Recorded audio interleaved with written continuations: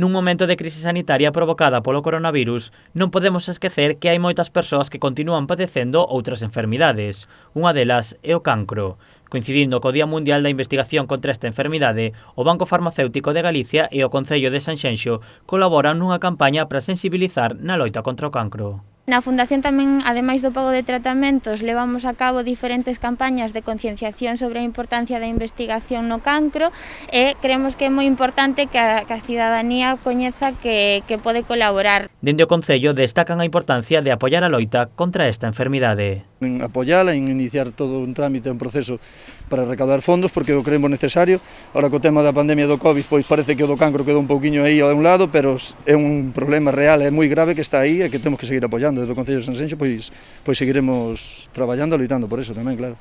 O Banco Farmacéutico e o Concello de Sanxenxo teñen un convenio de colaboración para a obtención de equipamentos médicos para a xente con menos recursos, como é o caso de audífonos ou lentes.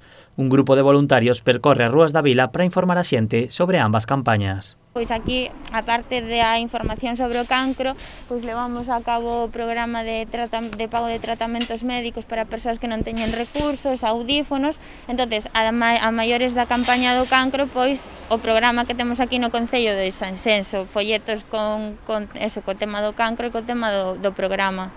Esta campaña do Banco Farmacéutico de Galicia englóbase dentro dun proxecto de recadación de fondos para investir en equipamentos e tecnoloxías destinadas a combater o cancro. Recentemente tamén tivemos aquí un trofeo que foi o trofeo Manolo Martín, no que se dedicou unha parte do recadado á investigación, e recentemente fixemos un pago de 11.600 euros para a investigación do cancro en Galicia.